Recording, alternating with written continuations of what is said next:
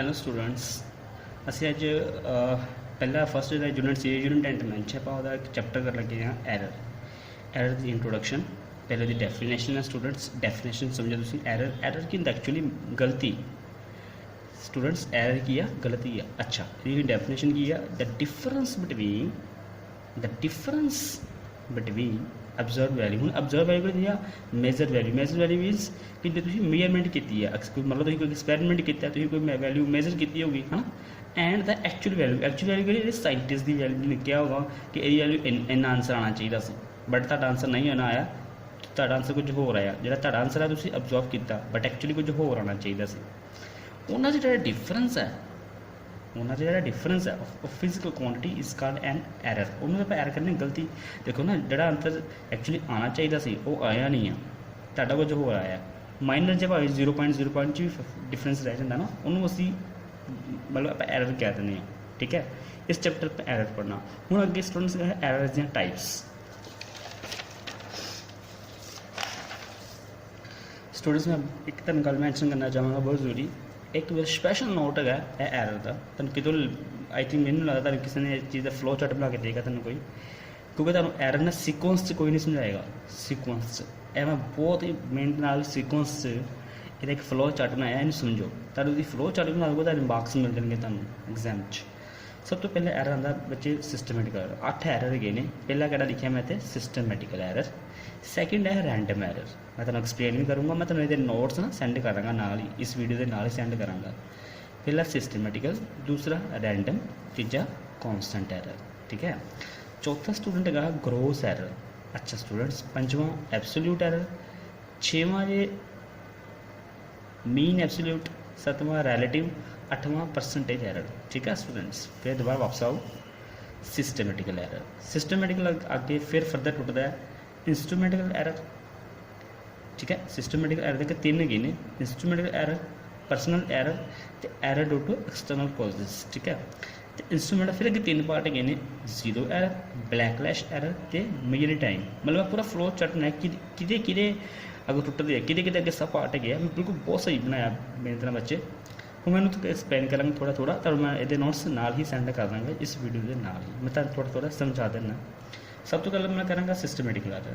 ਹੁਣ ਸਿਸਟਮੈਟਿਕਲ ਐਰਰ ਕੀ ਹੈ ਸਟੂਡੈਂਟਸ? ਦੇਖੋ, ਸਿਸਟਮੈਟਿਕਲ ਐਰਰ ਉਹ ਐਰਰ ਹੁੰਦਾ, ਦੇਖੋ ਜੇ ਮਤਲਬ ਇੱਕ ਜਿਹੜਾ ਸਕੇਲ ਹੈਗਾ ਨਾ ਹੈ ਨਾ, ਉਹ ਹੁੰਦਾ ਐਕਚੁਅਲੀ 15.2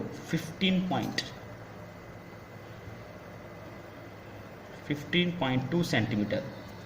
ਸੌਰੀ ਸਟੂਡੈਂਟਸ, ਇੱਥੇ ਪੈਨਸਿਲ ਯੂਜ਼ ਕਰ ਲੈਣਾ। 50.2 centimetre, 50.2 centimetre the scale. But ਜੇ ਤੁਸੀਂ ਤੁਸੀਂ ਪਤਾ ਕੀ ਸਮਝਦੇ ਜੇ ਕਿ ਉਹ 50 ਸੈਂਟੀਮੀਟਰ ਦਾ ਵਾ, ਤੁਸੀਂ ਕੀ ਸਮਝਿਆ? 50 ਸੈਂਟੀਮੀਟਰ ਦਾ। ਹੁਣ ਮੈਨੂੰ ਤੁਸੀਂ ਦੱਸੋ, ਜਦੋਂ ਵੀ ਤੁਸੀਂ ਰੀਡਿੰਗ ਲਓਗੇ, ਮਤਲਬ ਤੁਸੀਂ 7 ਲਈ ਜਾਂ 8 ਲਈ ਜਾਂ 5 ਲਈ, ਜਿਹੜੀ ਤੁਸੀਂ ਰੀਡਿੰਗ ਲਈ ਆ, ਤੁਸੀਂ ਹਰ ਵਾਰੀ ਕੀ ਕਰੋਗੇ? 0.2 ਘੱਟ ਲੈਣੀ ਹੈ। ਤੁਸੀਂ ਇੱਕ ਤਰ੍ਹਾਂ ਘੱਟ ਲਈ ਜਾਣੀ ਹੈ। ਤੁਸੀਂ ਉਹੀ ਤਾਂ ਐਰਰ ਹੈਗਾ, ਜਦ ਕਿ ਇਹ ਹੈਗਾ ਐਕਚੁਅਲ ਸਕੇਲ, ਇਹ ਹੈਗਾ। ਤੁਸੀਂ ਆਹ ਸਮਝਦੇ ਪਏ ਜੇ ਕਿ ਸਕੇਲ 50 ਸੈਂਟੀਮੀਟਰ ਜਦ ਕਿ ਹੁੰਦਾ ਇਹ ਵਾ। ਠੀਕ ਹੈ, ਹੁਣ ਮਤਲਬ ਤੁਸੀਂ 7 ਰੀਡਿੰਗ ਨੋਟ ਕੀਤੀ, ਇਟ ਮੀਨਸ 7 ਨਹੀਂ ਹੋਏਗੀ, ਉਹ ਕਿੰਨੀ ਹੋਏਗੀ? 7.2। ਬਟ ਤੁਸੀਂ 7 ਸਮਝੀਏ, ਇਟ ਮੀਨਸ ਤੁਸੀਂ ਗਲਤੀ ਕੀਤੀ ਕਿ ਨਹੀਂ? 0.2 ਦੀ। ਠੀਕ ਹੈ ਨਾ, ਹਰ ਰੀਡਿੰਗ 'ਚ ਤੁਸੀਂ 0.2 ਘੱਟ ਲੈਣਾ। ਤੁਹਾਡੇ ਕੋਲ ਗਲਤੀ ਕਰ ਰਹੇ ਹੋ, ਉਹ ਸਿਸਟਮੈਟਿਕਲ ਐਰਰ ਹੋ ਗਿਆ। ਅੱਛਾ, ਨੈਕਸਟ ਆਉਂਦਾ ਇੰਸਟਰੂਮੈਂਟਲ ਐਰਰ। ਇੰਸਟਰੂਮੈਂਟਲ ਕੀ ਹੁੰਦੇ ਆ? ਜਿਸ ਹੁਣ ਮਤਲਬ ਤੁਸੀਂ ਕੋਈ ਰੀਡਿੰਗ ਲੈਣੀ ਆ, ਕੋਈ ਆਪਰੇਟਸ ਯੂਜ਼ ਕਰਨਾ ਨਾ, ਉਹ ਇੰਸਟਰੂਮੈਂਟਲ ਹੀ ਹੈ। ਅਤੇ ਇੰਸਟਰੂਮੈਂਟਲ ਜਿਹਨੂੰ ਪਹਿਲਾਂ ਕਿਹੜਾ ਲਿਖਿਆ ਇੱਥੇ ਮੈਂ? Zero error. ਹੁਣ ਜ਼ੀਰੋ ਐਰਰ ਲਿਖੀ ਆ ਬੱਚੇ। ਜ਼ੀਰੋ ਐਰਰ ਹੁੰਦਾ, ਦੇਖੋ ਜ਼ੀਰੋ ਐਰਰ ਉਹ ਹੁੰਦਾ, ਜ਼ੀਰੋ ਐਰਰ ਸਟੂਡੈਂਟਸ ਉਹ ਹੁੰਦਾ, ਦੇਖੋ ਜਦੋਂ ਮੰਨ ਲਓ ਕੋਈ ਤੁਸੀਂ ਇੰਸਟਰੂਮੈਂਟ ਯੂਜ਼ ਕੀਤਾ, ਉਹਦਾ ਜ਼ੀਰੋ ਆਪਸ 'ਚ ਕੰਸਾਈਡ ਨਾ ਕਰੇ। ਪੁਆਇੰਟ ਹੁੰਦਾ ਨਾ ਉਹਨਾਂ ਦਾ। ਜਿਸ ਤਰ੍ਹਾਂ ਮੰਨ ਲਓ ਤੁਸੀਂ, ਜਦੋਂ ਮੈਂ ਤੁਹਾਨੂੰ ਐਕਸਪੈਰੀਮੈਂਟ ਕਰੂੰਗਾ ਨਾ ਲੈਬ 'ਚ, ਫਿਰ ਤੁਹਾਨੂੰ ਸਮਝ ਲੱਗੇਗੀ। ਜਿਸ ਤਰ੍ਹਾਂ ਮੰਨ ਲਓ ਇੱਕ ਇਹ ਸਕੇਲ ਹੈਗਾ, ਠੀਕ ਹੈ, ਇੱਕ ਆ ਮੇਰੀ ਫਿੰਗਰ ਵੀ ਇੱਕ ਸਕੇਲ ਆ, ਦੋਨੋਂ ਨਹੀਂ ਵੀ ਮੈਂ ਪ੍ਰੋਪਰ ਤੇ ਇਹ ਮੀਟ ਕਰਦੀਆਂ ਪਈਆਂ, ਇਟ ਮੀਨਸ ਇਹਦਾ ਐਰਰ ਨਹੀਂ ਹੈਗਾ। ਜੇ ਮੰਨ ਲਓ ਮੈਂ ਇਹ ਇੱਥੇ ਇੱਕ ਆ ਵਾ, ਇੱਕ ਇਹ ਵਾ, ਇੱਕ ਪੈਨਸਲ, ਇੱਕ ਫਿੰਗਰ ਆ, ਅੱਗੇ ਪਿੱਛੇ ਹੀ ਹੈ ਨਾ। ਜੇ ਇੱਥੇ ਆ ਜਾਣ ਤਾਂ ਜ਼ੀਰੋ ਐਰਰ, ਜੇ ਅੱਗੇ ਪਿੱਛੇ ਹੋ ਜਾਣ ਤਾਂ ਉਹ ਫਿਰ ਹੋਏਗਾ ਜ਼ੀਰੋ ਐਰਰ ਹੋ ਜਾਏਗਾ। ਠੀਕ ਹੈ, ਜੇ ਨਹੀਂ ਹੈ, ਜੇ ਬਿਲਕੁਲ ਐਕੂਰੇਟ ਇਸ ਤਰ੍ਹਾਂ ਹੋਏਗਾ, ਇਟ ਮੀਨਸ ਐਰਰ ਨਹੀਂ ਹੈਗਾ। ਠੀਕ ਹੈ, ਇਹਨੂੰ ਜ਼ੀਰੋ ਐਰਰ ਕਹਿੰਦੇ ਆ। ਨੈਕਸਟ ਲਿਖਿਆ ਤੇ ਬੈਕਲੈਸ਼ ਐਰਰ। ਬੈਕਲੈਸ਼ ਐਰਰ ਬੱਚੇ ਉਹ ਐਰਰ ਹੁੰਦਾ ਕਿ ਜਦੋਂ ਆਪਾਂ ਕੋਈ ਚੀਜ਼ ਜੋ ਇੰਸਟਰੂਮੈਂਟ ਉਹ ਬੱਚੇ ਕਹਿੰਦੇ ਆਪਾਂ ਟਾਈਟ ਨਾ ਕਰੀਏ, ਲੂਜ਼ ਰਹਿ ਜਾਵੇ, ਇਸ ਤਰ੍ਹਾਂ ਸਮ ਟਾਈਪ ਦੇ ਟਾਈਪਸ ਆਪਾਂ ਉਹਨੂੰ ਬਲੈਕਲੈਸ਼ ਸ਼ੈਪ ਕਹਿੰਦੇ ਹਾਂ। ਅਤੇ ਮੇਜ਼ਰਿੰਗ ਟਾਈਪ ਜਿਵੇਂ ਸਟੋਪ ਵਾਚ, ਮੰਨ ਲਓ ਹੁਣ ਕੋਈ ਐਥਲੀਟ ਹੈ ਉਹ ਭੱਜ ਰਿਹਾ, ਠੀਕ ਆ, ਉਹਨੂੰ ਵਹੀ ਕਿ 7 ਮਿੰਟ ਵਿੱਚ ਇੰਨੇ ਉਹਨੇ ਮਤਲਬ ਚੱਕਰ ਪੂਰਾ ਕਰਨਾ, ਬਟ ਤੇਰੇ ਕੋਲ ਸਟੋਪ ਵਾਚ ਹੀ ਗਲਤ ਹੈ, ਉਹਨੇ ਪੂਰਾ ਚੱਕਰ ਸਹੀ ਟਾਈਮ 'ਤੇ ਲਗਾਇਆ ਪਰ ਤੁਹਾਡਾ ਟਾਈਮ ਮਤਲਬ 7.5 ਸ਼ੋ ਕੀਤਾ, ਉਹਨੇ ਭਾਵੇਂ 6.5 'ਚ ਲਾਇਆ ਹੋਵੇ, ਉਹ ਕੀ ਹੋ ਗਿਆ ਮੇਜ਼ਰਿੰਗ ਟਾਈਮ, ਤੁਸੀਂ ਮੇਜ਼ਰਿੰਗ ਟਾਈਮ ਗਲਤ ਕੀਤਾ, ਬਿਲਕੁਲ ਸਟੋਪ ਵਾਚ ਆ ਜਾਏਗਾ। ਅੱਛਾ ਇੰਸਟਰੂਮੈਂਟਿਕ ਐਰਰ ਮੈਂ ਹੁਣ ਤੁਹਾਨੂੰ ਸਿਸਟਮੈਟਿਕ ਐਰਰ ਦਾ ਇੰਸਟਰੂਮੈਂਟ ਦੇ 3 ਪਾਰਟ ਮੈਂ ਤੁਹਾਨੂੰ ਐਕਸਪਲੇਨ ਕਰਤੇ ਆ, ਨੋਟਸ ਤੁਹਾਨੂੰ ਨਾਲ ਹੀ ਮਿਲ ਜਾਣਗੇ।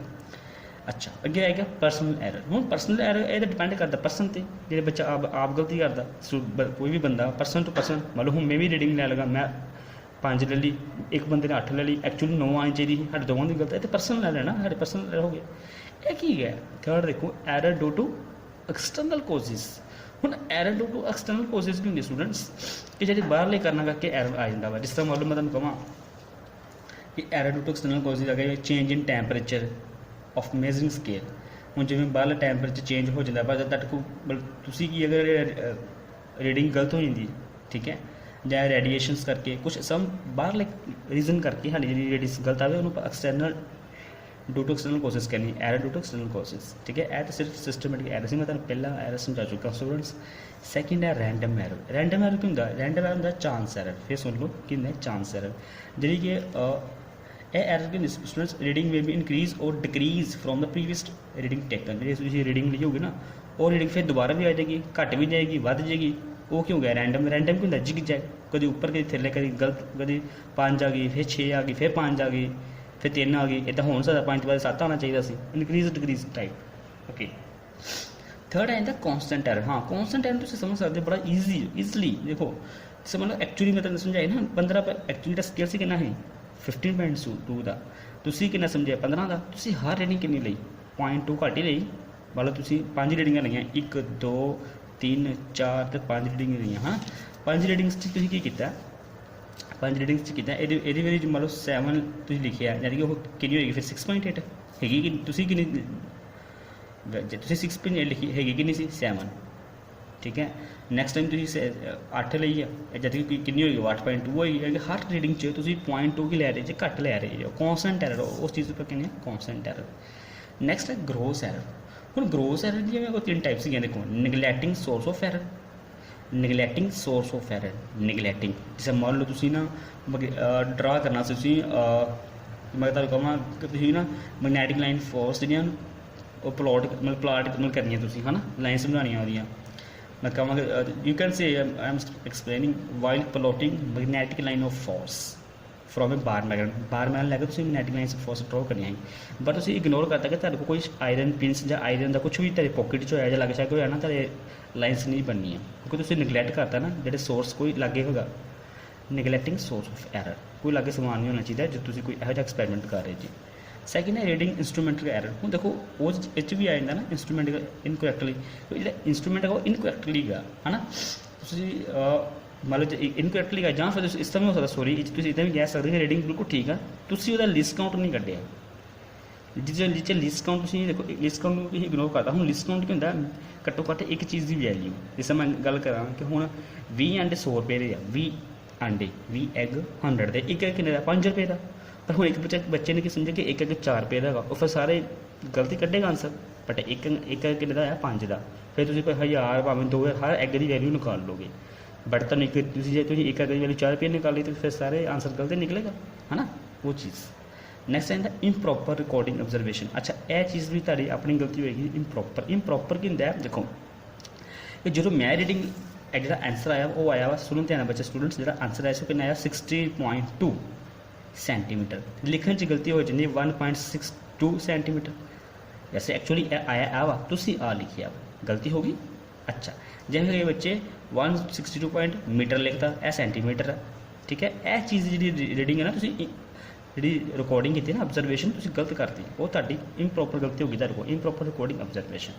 ਨੈਕਸਟ ਆਇੰਦਾ mean absolute error, sorry absolute error ਪੰਜਵਾਂ ਗਾ ਐਬਸੋਲੂਟ ਐਰਰ। ਹੁਣ ਐਬਸੋਲੂਟ ਐਰਰ ਕੀ ਹੁੰਦਾ ਦੇਖੋ, the difference of true value and measure value, ਠੀਕ ਹੈ।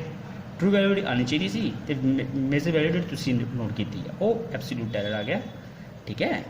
ਅਤੇ ਇਹਦਾ ਫਾਰਮੂਲਾ ਤੁਹਾਨੂੰ ਮੈਂ ਨੋਟਸ ਦਿੰਦਾ, ਉਹ 'ਚ ਦੇਖ ਲਿਓ। ਮੀਨ ਐਬਸੋਲੂਟ ਐਰਰ ਕੀ ਹੋਏਗਾ, ਦੇਖੋ ਜਿਹੜਾ ਐਬਸੋਲੂਟ ਐਰਰ ਉਹੀ ਮੀਨ ਐਬਸੋਲੂਟ ਐਰਰ ਡਿਵਾਈਡ ਕਰ ਦਾਂਗੇ ਜਿੰਨੀਆਂ ਤੁਸੀਂ ਟਰਮਸ ਲਈਆਂ ਹੋਣਗੀਆਂ। ਜਿਸ ਮੰਨ ਲਓ ਤੁਸੀਂ 100 ਟਰਮਸ ਲਈਆਂ, ਡਿਵਾਈਡ ਬਾਈ 100 ਕਰ ਦੋਗੇ, ਠੀਕ ਹੈ। ਓਕੇ, ਮੀਨ ਐਬਸੋਲੂਟ ਹੋ ਗਿਆ। ਅੱਗੇ ਹੈਗਾ ਰੈਲੇਟਿਵ ਐਰਰ। ਹੁਣ ਰੈਲੇਟਿਵ ਐਰਰ ਕੀ ਹੈ ਸਟੂਡੈਂਟ, ਦੇਖੋ ਜਿਹੜਾ ਤੁਸੀਂ ਪਹਿਲੇ ਕੀਤਾ ਐਬਸੋਲੂਟ ਐਰਰ, ਐਬਸੋਲੂਟ ਐਰਰ ਹੈਗਾ ਵਾ difference between major value and true value and imagine value. ਤੇ ਮੀਨ ਕੀ ਹੁੰਦਾ, ਮੀਨ ਕਿੱਦਾਂ ਕੱਢੀਦਾ, ਜਿੰਨੇ ਤੁਸੀਂ ਰੀਡਿੰਗ ਲਈਆਂ ਹੋਣਗੀਆਂ ਡਿਵਾਈਡ ਬਾਈ ਟਰਮਸ, ਮਤਲਬ ਐਨ ਨਾਲ ਆਪਾਂ ਡਿਵਾਈਡ ਕਰ ਦਈਏ, ਠੀਕ ਹੈ। ਫਾਰਮੂਲਾ ਤੁਹਾਨੂੰ ਨੋਟਸ ਮਿਲ ਜਾਂਦੀ ਹੈ। ਅੱਗੇ ਇਹਦਾ ਰੈਲੇਟਿਵ ਐਰਰ। ਰੈਲੇਟਿਵ ਐਰਰ ਕੀ ਹੈ, mean absolute error over true value. ਇਹ ਸੁਣ ਲਓ, mean absolute error over true value ratio ਲੈਣੀ ਹੈ, ਠੀਕ ਹੈ। Mean absolute error over true value, ਬਸ ਖਤਮ ਹੋ ਗਿਆ। Last percentage error. ਹੁਣ ਪਰਸੈਂਟੇਜ ਐਰਰ ਕੀ ਹੈ, ਦੇਖੋ ਸਟੂਡੈਂਟਸ ਪਰਸੈਂਟੇਜ ਐਰਰ ਹੁੰਦਾ ਕਿ ਜਿਹੜਾ ਤੁਸੀਂ ਰੈਲੇਟਿਵ ਐਰਰ ਕੱਢਿਆ ਨਾ ਉਹੀ ਪਰਸੈਂਟੇਜ ਐਰਰ ਬਸ ਮਲਟੀਪਲਾਈ 100 ਕਰ ਦੇਣਾ, 100 ਨਾਲ ਮਲਟੀਪਲਾਈ ਕਰਨਾ, ਮਲਟੀਪਲਾਈ ਬਾਈ 100 ਉਹ ਹੋਏਗਾ ਸਾਡਾ ਪਰਸੈਂਟੇਜ ਐਰਰ। ਓਕੇ ਸਟੂਡੈਂਟਸ, ਇੱਕ ਲਾਸਟ ਮੈਂ ਤੁਹਾਨੂੰ ਇੱਕ ਹੋਰ ਗੱਲ ਕਰਨਾ ਚਾਹੁੰਦਾ, ਜਦੋਂ ਅਸੀਂ ਸਾਡੀ ਆਨਲਾਈਨ ਵੀਡੀਓ ਚੱਲਦੀ ਹੈ ਨਾ, ਆਨਲਾਈਨ ਵੀਡੀਓ ਚੱਲਦੀ ਜਦੋਂ ਅਸੀਂ ਗੂਗਲ ਮੀਟ ਤੇ ਹੁੰਦੇ ਹਾਂ, ਤੁਸੀਂ ਟਰਨ ਬਾਈ ਟਰਨ ਆਪਣੀ ਅਟੈਂਡੈਂਸ ਲਗਾਓ ਅਤੇ ਟਰਨ ਬਾਈ ਟਰਨ ਆਪਣੀ ਪ੍ਰੋਬਲਮ ਦੱਸੋ, ਠੀਕ ਹੈ ਸਟੂਡੈਂਟਸ। ਟਰਨ ਬਾਈ ਟਰਨ ਹੌਲੀ ਹੌਲੀ ਇੱਕ ਬੱਚਾ ਆਪਣੀ ਮੈਨੂੰ ਪ੍ਰੋਬਲਮ ਡਿਸਕਸ ਕਰ ਸਕਦਾ ਹੈ। ਜਦੋਂ ਤੁਸੀਂ ਇਕੱਠੇ ਬੋਲਦੇ ਜੇ ਮੈਨੂੰ ਆਵਾਜ਼ ਨਹੀਂ ਸਮਝ ਆਉਂਦੀ, ਉਹ ਇੱਕੋ ਹੋ ਜਾਂਦੀ ਹੈ, ਇੱਕੋ ਇਨ ਦਾ ਸੈਂਸ ਕਿ ਮਿਕਸ ਵੈਲਿਊ ਤੁਹਾਡੀ ਵੋਇਸ ਮਿਕਸ ਹੋ ਜਾਂਦੀ ਹੈ, ਮੈਨੂੰ ਆਵਾਜ਼ ਨਹੀਂ ਸੁਣਦੀ।